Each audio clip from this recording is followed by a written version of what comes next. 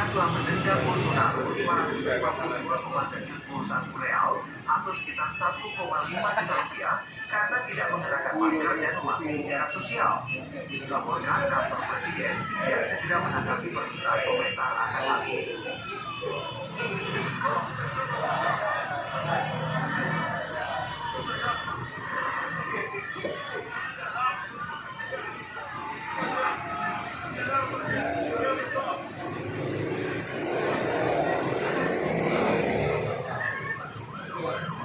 Bolsonaro mengadakan rally di seluruh Brasil untuk mencalonkan diri kembali sebagai presiden Brasil tahun depan.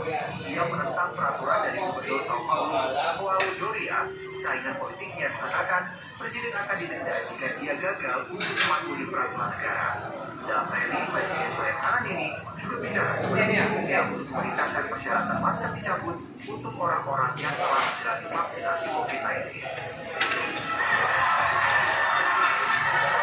Sebelumnya, pada 11 Juni lalu, Bolsonaro memang mengatakan Menteri Kesehatan Brasil sedang mempersiapkan langkah-langkah agar warga tidak perlu menggunakan masker lagi.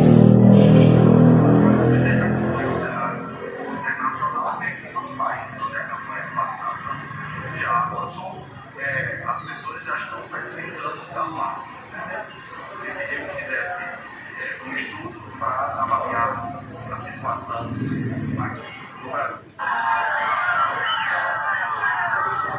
Presiden Bolsonaro memang dikenal kontroversial karena sering mengkritik aturan untuk tetap di rumah dan memakai masker.